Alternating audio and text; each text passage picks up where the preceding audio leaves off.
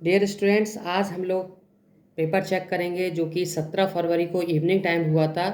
तो मैंने उसकी आंसर की बनाई हुई है और आप लोग इससे आंसर की को चेक कर सकते हैं।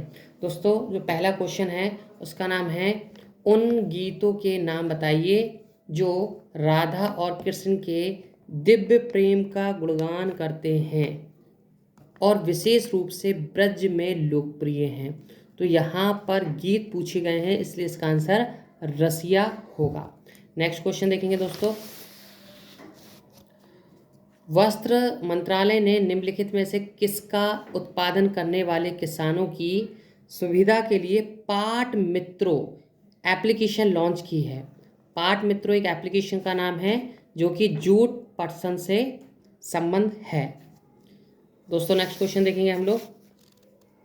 थंगका निम्नलिखित में से किस राज्य की लोकप्रिय कला शैली है? तो ये सिक्किम में मनाई जाती है, ये लोक कला है सिक्किम की। नेक्स्ट क्वेश्चन देखेंगे दोस्तों। नर्मदा निम्नलिखित में से किस में मिलती है? क्लास में आपको पढ़ाया गया था, नर्मदा और जो ताप्ती हैं सबसे ज़्यादा एग्जाम में पूछी जाती हैं और ये दोनों की दोनों अरब सागर में गिरती हैं। नेक्स्ट क्वेश्चन देखेंगे, क्वेश्चन नंबर 5। क्वेश्चन नंबर 5, हाल ही में विश्व के निम्नलिखित में से किस देश में तमिल कवि और दार्शनिक थिरुवल्लुवर की प्रतिमा का अनावरण किया गया है? तो ये फ्रांस में इसका अनावरण किया गया है। नेक्स्ट क्वेश्चन देखेंगे, क्वेश्चन नंबर 6। 2016 के विमुद्रीकरण के समय निम्नलिखित में से कौन भारत के प्रधानमंत्री थे? तो आप लोग को याद होगा कि जब नोटबंदी हुई थी भारत में, तो उस समय मोदी जी ने अनाउंसमेंट किया था। श्री नरेंद्र मोदी जी पीएम थे दोस्तों, हैं, अभी भी हैं। 2000 विमुद्रीकरण का मतलब होता है नोटबंदी से, और नोटबंदी का जो अनाउंसमेंट किया था वो श्री नरेंद्र मोदी जी ने ही किया था। नेक्स्ट क्वेश्चन दोस्तों, ये क्वेश्चन बहुत अच्छा आया हुआ एग्जाम में हिस्ट्री से। प्रभावती गुप्त साम्राज्य में निम्नलिखित में से किस शासक की बेटी थी? तो इसका आंसर होगा चंद्रगुप्त द्वितीय। नेक्स्ट क्वेश्चन देखेंगे, क्वेश्चन नंबर 8। निम्नलिखित में से किसने संविधान के प्रत्येक पृष्ठ के किनारों बॉर्डर को डिजाइन किया था और इसे कलाकृतियों से सजाया था? तो ये इसका आंसर होगा श्री नंदलाल बोस। लिखा जो था हाथ से वो श्री प्रेम बिहारी नारायण रायजादा ने लिखा था, लेकिन क्वेश्चन में पूछा गया है डिज़ाइन किया था और इसे कलाकृतियों से सजाया था। प्रत्येक पृष्ठ की बात हो रही है, प्रत्येक पृष्ठ के किनारों को जो डिजाइन किया था उसका आंसर था श्री नंदलाल बोस। नेक्स्ट क्वेश्चन देखेंगे, क्वेश्चन नंबर 9। भारतीय राष्ट्रीय आंदोलन की निम्नलिखित में से किस घटना के बाद रविंद्रनाथ टैगोर ने अपना दर्द और गुस्सा व्यक्त किया था और अपनी नाइटहुड का त्याग कर दिया था? तो दोस्तों, आप लोग को याद होगा 13 अप्रैल 1919 की बात थी, जब एक जलियांवाला बाग हत्याकांड हुआ था। जलियांवाला बाग हत्याकांड, इसमें काफ़ी लोगों की मृत्यु हो गई थी। पंजाब के अमृतसर में जो हुआ था उसे जलियांवाला बाग हत्याकांड कहा गया था। इसमें जनरल डायर ने लोगों पे गोलियां चलवा दी थी, ऑर्डर दे दिया था कि सबको मार दो। उसमें काफ़ी लोगों की मृत्यु हो गई थी। तो उस समय रविन्द्रनाथ टैगोर ने अपना दर्द और गुस्सा व्यक्त किया था और अपनी नाइटहुड का त्याग कर दिया था। दोस्तों, नेक्स्ट क्वेश्चन देखेंगे, नीली क्रांति। नीली क्रांति निम्नलिखित में से किससे संबंधित है? तो मत्स्य पालन उत्पादन। हमने दोस्तों लिखवाई थी, आपको सारी क्रांतियाँ पढ़ाई थी। पीली क्रांति है, दुग्ध क्रांति है, नीली क्रांति है, हरी क्रांति, हरित क्रांति है, सारी क्रांति आपको पढ़ाई थी। इसमें से नीली क्रांति पूछी गई है, तो मत्स्य पालन उत्पादन। नेक्स्ट क्वेश्चन देखेंगे, ऐसी अर्थव्यवस्था जिसमें निजी क्षेत्र और सरकार दोनों हों निम्नलिखित में से क्या कहलाती है? बहुत इजी क्वेश्चन पूछा गया है। मिश्रित अर्थव्यवस्था। अर्थव्यवस्था में दोस्तों मैंने बहुत कम पढ़ाया था, बहुत सिलेक्टेड पढ़ाया था, और ये क्वेश्चन आपको बताया था, नोट्स में भी लिखवाया था, वही आ गया है। क्वेश्चन नंबर 12 देखेंगे, हाल ही में उत्तर प्रदेश के निम्नलिखित में से किस जिले में प्रथम पूर्ण बालिका सैनिक स्कूल का उद्घाटन किया गया? ये क्वेश्चन बहुत ज़्यादा इंपॉर्टेंट था। ये मथुरा, इसका आंसर है मथुरा। क्लास में करंट में लिखवाया गया था फ्रेंड्स। नेक्स्ट क्वेश्चन देखेंगे, निम्नलिखित में से किस बैंक ने रुपे नेटवर्क पर भारत का पहला कोऑपरेटिव क्रेडिट कार्ड लॉन्च किया? तो इसका जो आंसर है वो है इंडसइंड बैंक। इंडसइंड बैंक ने ही रुपे नेटवर्क पर भारत का पहला कोऑपरेटिव क्रेडिट कार्ड लॉन्च किया था। क्वेश्चन नंबर 14 देखेंगे, निम्नलिखित में से कौन सा टाटा स्टील लिमिटेड के संस्थापक थे? इसका आंसर होगा सर जमशेद जी नुसरवान जी टाटा। ये किसके थे? टाटा स्टील लिमिटेड के संस्थापक थे। क्वेश्चन नंबर नेक्स्ट है, निम्नलिखित में से किस एप्लीकेशन का उद्देश्य नागरिक के डिजिटल दस्तावेज, वॉलेट में प्रामाणिक डिजिटल दस्तावेजों तक पहुंच प्रदान करके नागरिकों का डिजिटल सशक्तिकरण करना है? तो आंसर इसका दोस्तों डिजी लॉकर है। डिजी लॉकर में आप अपने डॉक्यूमेंट्स को सेव कर सकते हैं। जैसे सीटेट की जो मार्कशीट आती है, जो बच्चों ने सीटेट का एग्ज़ाम दिया है, जो पास करते हैं, वो डिजी लॉकर से ही डाउनलोड करते हैं। तो इसमें आप अपने इंपॉर्टेंट जैसे आधार कार्ड को सेव कर सकते हैं, ड्राइविंग लाइसेंस को सेव कर सकते हैं, आप अपनी हाई स्कूल इंटर की मार्कशीट सेव करके रख सकते हैं, और सीटेट की जो मार्कशीट आती है वो डिजी लॉकर से ही आती है। नेक्स्ट क्वेश्चन देखेंगे, क्वेश्चन नंबर 16।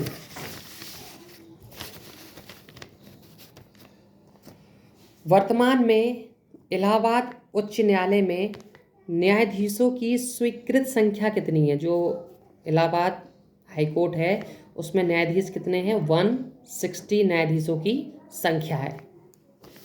क्वेश्चन नेक्स्ट देखेंगे जो कि बहुत इजी पूछा गया है।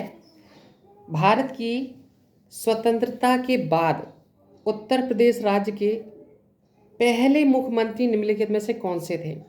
तो पहले मुख्यमंत्री श्री गोविंद वल्लभ पंत थे। ये तो सभी लोगों का सही होगा ये क्वेश्चन।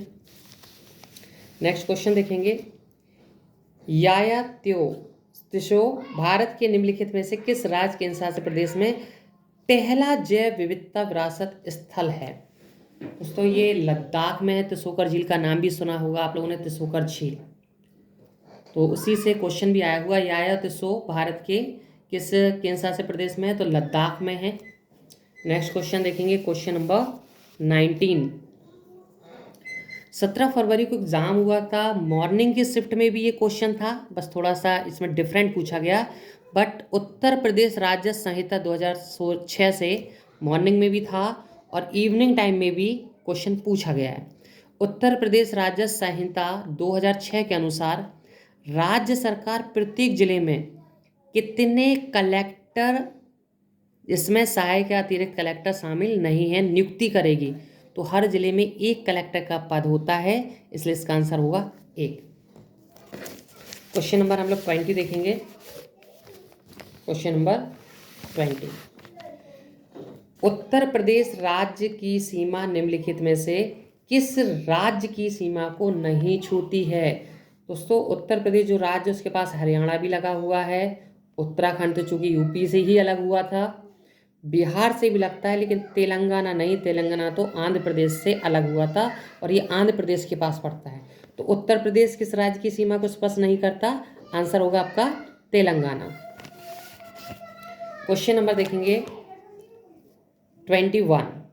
दक्षिणी भारत की सबसे ऊंची चोटी अनामुड़ी है, जो निम्नलिखित में से किस पर्वत श्रृंखला में स्थित है? तो ये नीलगिरी श्रृंखला जो सीरीज है नीलगिरी, वहाँ पड़ती है। दक्षिण भारत की सबसे ऊंची चोटी आप लोगों को क्लास में दोनों बताई गई होंगी। यही 2 चोटी पूछी जाती हैं, अन्नामुड़ी या दुद्धा बेट्टा।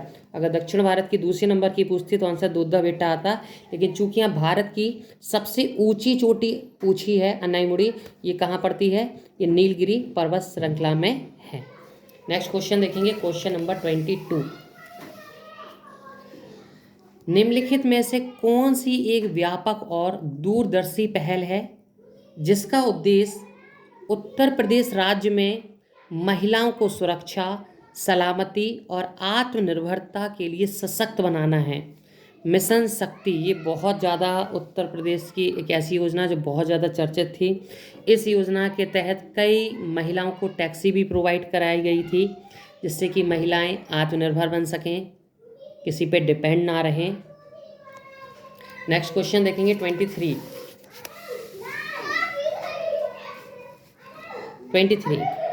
23 में क्या है, निम्नलिखित में से कौन सा शब्द तत्सम है?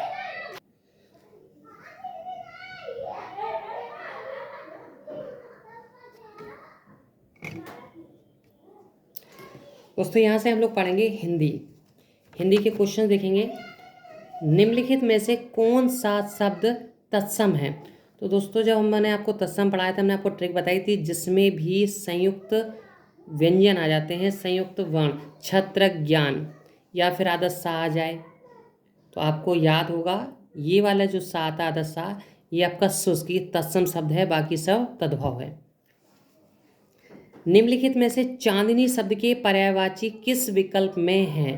तो चांदनी के जो पर्यायवाची शब्द है वो कौमुदी है और ज्योत्सना, ये दोनों शब्द चांदनी के पर्यायवाची शब्द हैं। नेक्स्ट क्वेश्चन देखेंगे, क्वेश्चन नंबर 25। क्वेश्चन नंबर 25 में निम्नलिखित में से किस वाक्यांश के लिए दिया गया शब्द सुसंगत है? सुसंगत में सही पूछा गया है। तो आदि से अंत तक, ये जो वन वर्ड सब्स्टिट्यूशन है ये है अधोपांत। आदि से अंत तक के लिए एक वर्ड यूज करते हैं अधोपांत, बाकी जो गिवन है वो सब रॉन्ग है। नेक्स्ट क्वेश्चन है, श्रुति सम भिन्नार्थक शब्द युग निर्वात और निर्वात का उचित अर्थ है? तो पहले वाले निर्वात का अर्थ है निंदा और दूसरा निर्वात का अर्थ है विवाद सहित। क्वेश्चन नंबर 27 देखेंगे। क्वेश्चन नंबर 27, निम्नलिखित में से अशुद्ध वाक्य का चयन कीजिए। तो कश्मीर में, हाँ सीधा आंसर पढ़ देते हैं, तुम मेरी तरफ क्यों चले आ रहे हो? तुम मेरी होना चाहिए, यहाँ पर लिखा मेरे, इसलिए ये क्या है, ये एक आपका अशुद्ध दिया हुआ है, इसमें अशुद्ध पूछा गया। यहाँ पर होना चाहिए तुम मेरी, यहाँ लिखा है तुम मेरी तरफ क्यों चले आ रहे हो। नेक्स्ट क्वेश्चन देखेंगे 28, निम्न में से लिंग की दृष्टि से कौन सा विकल्प गलत है? तो बनिया का बनियान नहीं होता है, बनिया का बनियान, ये आंसर आपका गलत दिया हुआ है। वधू शब्द का बहुवचन पूछा है, वधू का वधुएं होगा, ये तो इजी क्वेश्चन आया हुआ है। नेक्स्ट क्वेश्चन देखेंगे 30, माँ ने बच्चे को मिठाइयाँ दी, रेखांकित शब्द में कौन सा कारक है? तो कारक में हमने आपको बताया था, जब कोई चीज़ हम प्रदान करते हैं, देते हैं या दान देते हैं, वहाँ संप्रदान कारक का यूज किया जाता है। नेक्स्ट क्वेश्चन देखेंगे 31, निम्नलिखित में से कौन सा शब्द तद्भव है? तद्भव ओष्ठ, मृतिका, वानर, ये तीनों के तीनों तत्सम हैं। इसका उलुक होता है जो कि उल्लू लिखा हुआ है, तो ये तद्भव शब्द है उल्लू। क्वेश्चन नंबर 32 देखेंगे। 32, निर्भीमान शब्द में कौन सा उपसर्ग है? तो दोस्तों ये इंपॉर्टेंट है, निर्भीमान में निर उपसर्ग लगा हुआ है। निम्नलिखित में से किस विकल्प में सही समास विग्रह नहीं हुआ है? इसमें देहलता जो गलत दिया हुआ है, लता रूपी देह नहीं होती, देह लता रूपी इसका सही विग्रह होता है, इसका सही होता है देह लता रूपी। बट हो सकता है बोर्ड इसको मान ले, क्योंकि नवनिधि का मतलब एक समूह होता है ना कि प्रकार होता है, तो इसमें जो प्रोबेबिलिटी बनती है, जो प्रायिकता बनती है, इसको ही सही माना जाएगा, ये सी आंसर होगा। कवि ईश्वर का संधि विच्छेद क्या है? देखिए ये कवि प्लस ईश्वर, छोटी ई प्लस बड़ी ई इक्वल टू बड़ी ई हो जाता है, इसमें बड़ी की मात्रा है, यहाँ दीर्घ संधि का प्रयोग किया गया है। कवि प्लस ईश्वर, कवीश्वर। क्या कोई तारे गिन सकता है? ये क्वेश्चन मार्क लगा हुआ है, इसमें तो पूछ ही रहे हैं आपसे, तो इसका आंसर हो जाएगा प्रश्न सूचक चिन्ह। ईमानदार शब्द में कौन सा विशेषण है? ईमानदार क्वालिटी होती है जो कि गुण को रिप्रेजेंट करता है, जैसे कोई व्यक्ति ईमानदार है तो वह उसका गुण होता है, गुणवाचक विशेषण है। क्वेश्चन नंबर देखेंगे 38, निम्न में से सकर्मक क्रिया का उदाहरण। सकर्मक क्या होता है? जिसमें क्वेश्चन कोई वाक्य दिया, उसमें क्या का अगर हम क्वेश्चन पुटअप करें तो उससे यदि हमें ऑब्जेक्ट प्राप्त हो तो उसमें सकर्मक होता है। रमेश ने खिलौने खरीदे, रमेश ने क्या खरीदे? खिलौने, तो इसमें हमें ऑब्जेक्ट मिल रहा है, इसलिए इसका आंसर सी होगा। भौतिकी शब्द में कौन सा प्रत्यय है? भौतिकी शब्द में ई, बड़ी ई जो है ये इसमें प्रत्यय लगा हुआ है, प्रत्यय शब्द के पीछे जोड़ते हैं, जैसे बहुत की, ई आएगा इसमें। क्वेश्चन नंबर 40 देखेंगे, उमा से पढ़ा नहीं जाता। लास्ट में मैराथन में क्लास में जब हमने आपको पढ़ाया था कि पढ़ा नहीं जाता, सोया नहीं जाता, लिखा नहीं जाता, तो वहाँ पर भाववाच्य, तो वहाँ पर भाववाच्य होता है। नेक्स्ट क्वेश्चन देखेंगे, क्वेश्चन नंबर, कान पर जू ना रेंगना। कान पर जू ना रेंगने का मुहावरे का अर्थ होता है कुछ असर ना होना, कुछ भी असर ना होना। आकर्षण का विलोम पूछा गया है, तो आकर्षण का विलोम होगा विकर्षण। अगला क्वेश्चन देखेंगे, सब और विपत्ति का होना। सब और विपत्ति का होना इस अर्थ के लिए जो सही लोकोक्ति है निम्नलिखित में से कौन सी है? आगे कुआ पीछे खाई, इसका सही आंसर होगा आगे कुआ पीछे खाई। क्वेश्चन नंबर 44 देखेंगे, शांत रस का स्थायी भाव क्या है? सिंपल सा क्वेश्चन है, निर्वेद इसका स्थायी भाव है। शिल्पगत आधार पर दोहे से उल्टा सौरठा होता है, दोहे का उल्टा सौरठा। दोस्तों ये तो जब अलंकार पढ़ाया था तो उसमें सीधा सा बताया था, रहीमन पानी राखिए बिन पानी सब सून, पानी गए ना उबरे मोती मानस चून। यहाँ पर पानी शब्द जो है एक बार मोती के सापेक्ष लिया गया, एक बार मानुष के और एक बार चून के, तो यहाँ पर श्लेष अलंकार होगा और श्लेष का अर्थ होता है चिपका हुआ। एक ही शब्द में जब कई अर्थ चिपके होते तो वहाँ कौन सा अलंकार होता है? श्लेष अलंकार होता है। क्वेश्चन देखेंगे नेक्स्ट, निम्नलिखित में से कौन सा शब्द अनेकार्थी शब्द, अनेकार्थी शब्द भेद से संबंध नहीं है?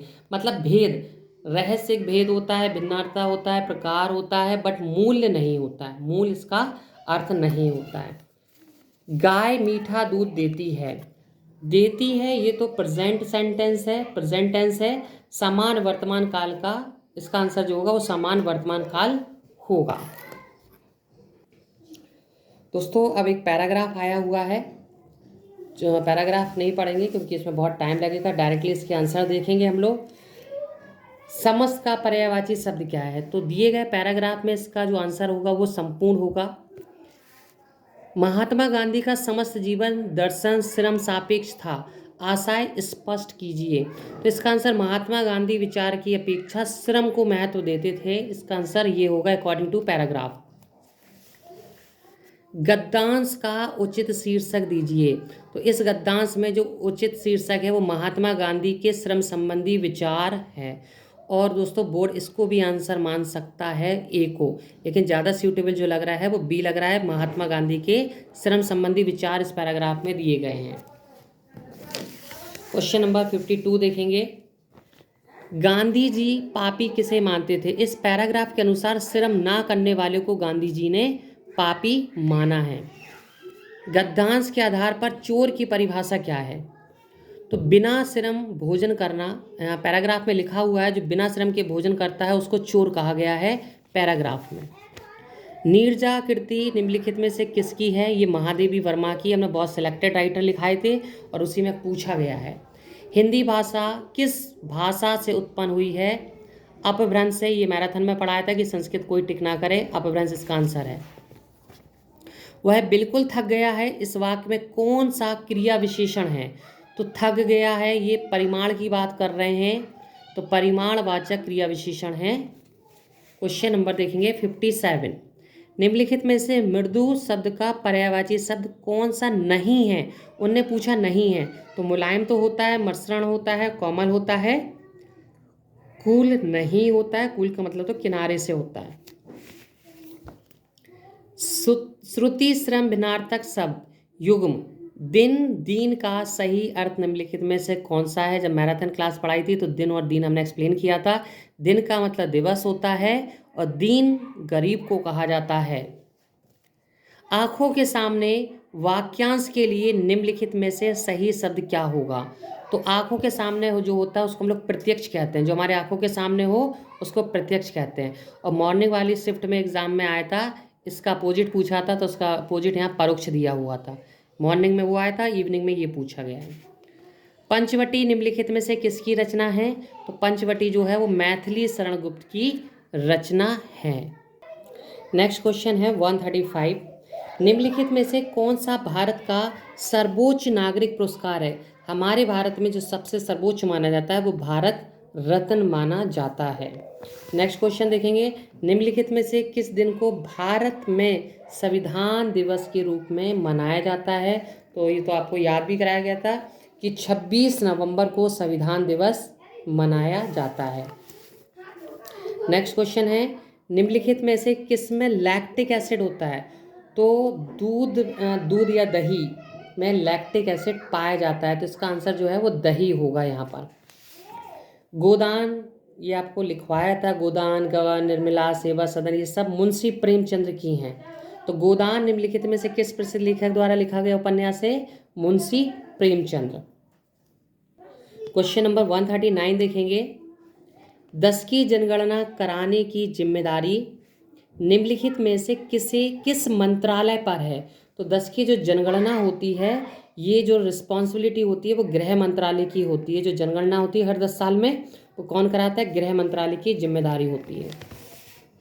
क्वेश्चन नंबर है 140, राष्ट्रीय मानवाधिकार आयोग का मुख्यालय पूछा गया था, तो इसमें दिए गए ऑप्शन में जो आंसर है वो है नई दिल्ली। यहाँ पर राष्ट्रीय मानवाधिकार आयोग का मुख्यालय है।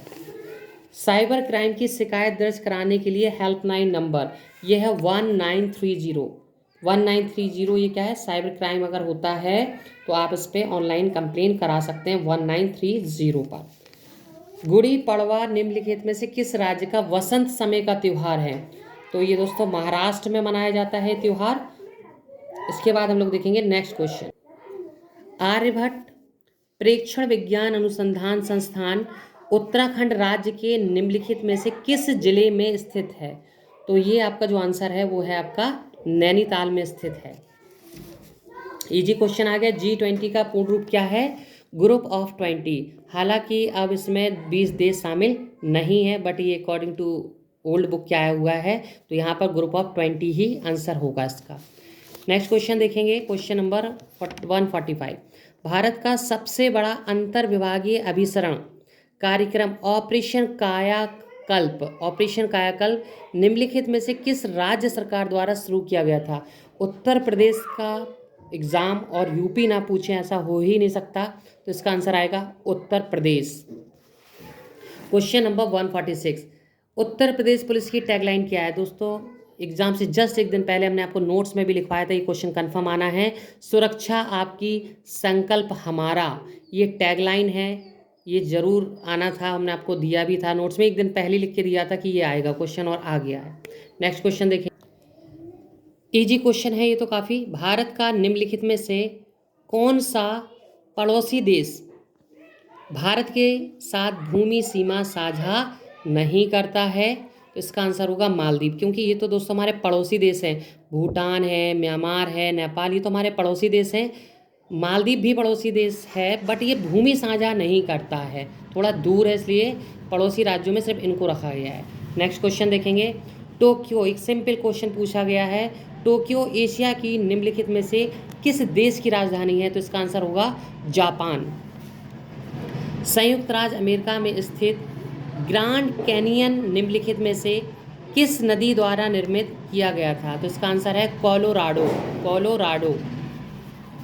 क्वेश्चन नंबर 150, भारत में राष्ट्रव्यापी जीएसटी का विचार सबसे पहले निम्नलिखित में से किसके द्वारा प्रस्तावित किया गया था? तो इसका आंसर है, आप लोग को याद होगा पूरा नाम विजय केलकर समिति है, विजय केलकर समिति, लेकिन यहाँ थोड़ा सा कंफ्यूज करने के लिए सिर्फ केलकर लिख दिया, केलकर टास्क फोर्स। जो जीएसटी का विचार किया था वो एक विजय केलकर समिति के द्वारा किया गया था। दोस्तों ये तो आज के जीके और हिंदी के कुछ आंसर्स थे जो कि मैंने टिक किए हुए हैं। आप लोग यहाँ से अपने अपने आंसर चेक कर सकते हैं और मार्किंग ज़रूर आप लोग कमेंट बॉक्स में बताइए कि किस स्टूडेंट के कितने मार्क्स आ रहे हैं। मैथ्स के और जो रीजनिंग के क्वेश्चन हैं उनको भी सॉल्व करके वीडियो डाल देंगे, तो आप लोग देख लेना, अपने चेक कर लीजिएगा और कमेंट बॉक्स में आप सभी को ज़रूर बताना है कि आप लोगों ने लगभग कितने क्वेश्चन सही किए हैं। क्योंकि दोस्तों जो यूपी पुलिस का जो एग्ज़ाम है इसकी जो अप्रॉक्स कट ऑफ जाएगी लगभग 220 प्लस ही जाएगी, 220 से कम नहीं जाएगी। गर्ल्स का में भी हो सकता है कि 200 या 210 चली जाए, लेकिन जो बॉयज़ हैं उनकी तो लगभग तय है 220 से ऊपर जाना। जय हिंद, जय भारत।